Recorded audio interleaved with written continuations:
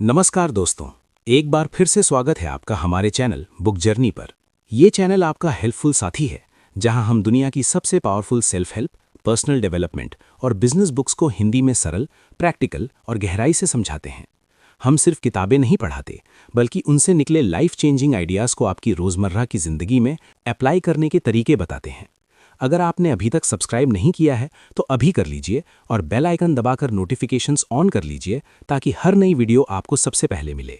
आज का टॉपिक है सेल्फ डिसिप्लिन, एक ऐसा शब्द जो सुनते ही हमारे दिमाग में एक तरह का डर या असंभवता का एहसास आता है। क्या आपने कभी सोचा है कि जब हम सेल्फ डिसिप्लिन के बारे में सुनते हैं तो सबसे पहले क्या इमेज बनती है? डेविड गॉगिन्स की वो चीखती हुई वीडियोज़ जहां वो खुद को पुश करते हैं अल्ट्रा मैराथन में, या क्रिस्टियानो रोनाल्डो की वो रोबोटिक डाइट और ट्रेनिंग रूटीन जहां हर कैलोरी काउंट होती है, या फिर एलन मस्क का वो कुख्यात 100 आवर्स वाला वर्क वीक जहां नींद और आराम को भी शेड्यूल करना पड़ता है। हमें लगता है कि ये लोग किसी अलग मिट्टी से बने हैं, उनके पास कोई सुपर ह्यूमन जीन है, कोई अनलिमिटेड विल पावर है जो हम जैसे आम इंसानों में नहीं है। हम सोचते हैं ये ऑब्सेशन मेरे बस की बात नहीं, मैं तो एक नॉर्मल इंसान हूं, मेरे पास वो ताकत नहीं। और ठीक यहीं पर दोस्तों 90% लोग हार मान लेते हैं।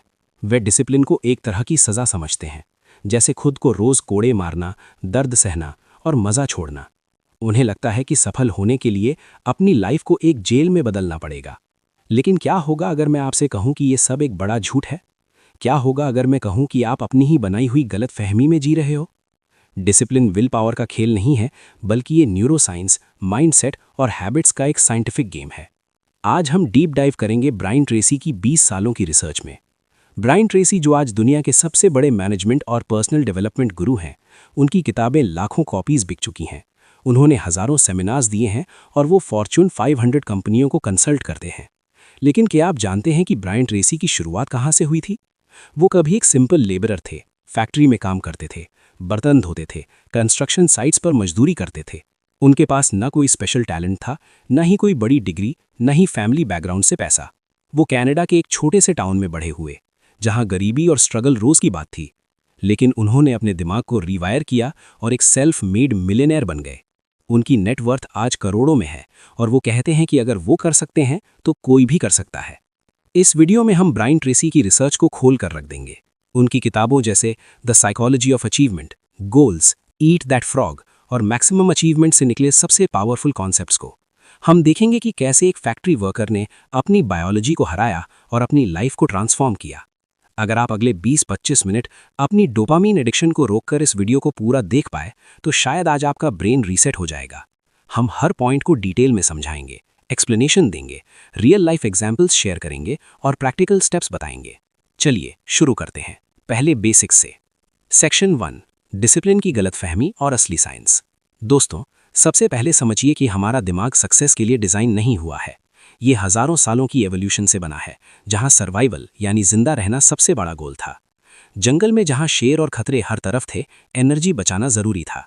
इसलिए हमारा ब्रेन हमेशा सबसे आसान रास्ता चुनता है, जहां कम मेहनत लगे, कम दर्द हो और मज़ा तुरंत मिले। ब्रायन ट्रेसी इसे एक्सपीडियंसी फैक्टर या दी एक्सपीरियंसी फैक्टर कहते हैं।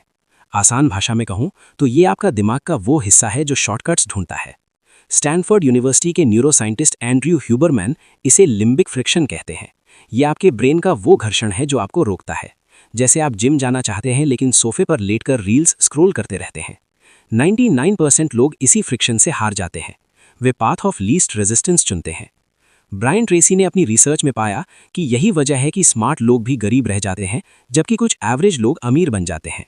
ब्रायन ने इतिहास, मनोविज्ञान, दर्शन शास्त्र और बिजनेस की सैकड़ों किताबें पढ़ीं, अरस्तु से लेकर नेपोलियन हिल तक, और निष्कर्ष निकाला कि डिसिप्लिन कोई जन्मजात क्वालिटी नहीं है, ये एक स्किल है जो सीखी जा सकती है। एक क्लासिक एग्जाम्पल है स्टैनफोर्ड का मार्शमैलो टेस्ट। 1970s में वॉल्टर मिशेल ने ये एक्सपेरिमेंट किया। बच्चों के सामने एक मार्शमैलो रखा गया। शर्त थी अगर 15 मिनट इंतजार करोगे तो 2 मार्शमैलो मिलेंगे। जो बच्चे इम्पल्स कंट्रोल कर पाए, यानी तुरंत मजा छोड़कर बाद के लिए वेट कर पाए, वे आगे जाकर ज्यादा सफल हुए। वे बेहतर जॉब्स पाए, ज्यादा कमाए, हेल्दी रिलेशनशिप्स बनाए। जो बच्चे तुरंत खा गए, वे लाइफ में ज्यादा स्ट्रगल करते रहे, ड्रग्स, गरीबी, mental health issues. Brian Tracy कहते हैं कि ये टेस्ट दिखाता है कि डिसिप्लिन का मतलब है डिफर्ड ग्रेटिफिकेशन। आज दर्द सहना ताकि कल बड़ा मजा मिले। ब्रायन की अपनी स्टोरी। जवानी में वो एक बड़ा सवाल पूछते थे कि क्यों कुछ लोग बेवकूफ़ होने के बावजूद अमीर बन जाते हैं और कुछ स्मार्ट लोग गरीबी में सड़ जाते हैं। इस सवाल ने उनकी लाइफ बदल दी। वो समझ गए कि गरीबी जेब में नहीं दिमाग में होती है। सेनेका ने कहा था, we suffer more in imagination than in reality. हम हकीकत से ज़्यादा अपनी कल्पना में दर्द महसूस करते हैं। आपको लगता है कि मेहनत में बहुत दर्द होगा, लेकिन रिग्रेट का दर्द उससे 1000 गुना ज़्यादा होता है। ब्रायन ने अपनी किताब द साइकोलॉजी ऑफ विनिंग में लिखा कि अगर आप दर्द से डरते रहोगे तो आप उसी लूप में फंसे रहोगे। सुबह उठो, काम करो, थक जाओ, टीवी देखो, सो जाओ, कोई ग्रोथ नहीं। सेक्शन 2, आइडेंटिटी शिफ्ट, सबसे गहरा चेंज। अब आते हैं ब्रायन ट्रेसी के सबसे पावरफुल कॉन्सेप्ट पर, आइडेंटिटी शिफ्ट। उन्होंने कहा, you act on the outside consistent with who you think you are on the inside. मतलब आप बाहर वैसा ही बर्ताव करते हो जैसा अंदर खुद को मानते हो। अगर आप खुद को एक एवरेज, मिडिल क्लास, शर्मीला इंसान मानते हो तो आपका सबकॉन्शियस माइंड, जो आपका अवचेतन मन है, वो आपको हर बार रोक देगा जब आप बड़ा सोचोगे। वो कहेगा, रुक जा, ये हमारी औकात नहीं। और आप सेल्फ सैबोटाज कर लोगे। जैसे बड़ा बिजनेस प्लान बनाओगे लेकिन एक्शन नहीं लोगे, या पैसा कमाओगे लेकिन फालतू खर्च कर दोगे।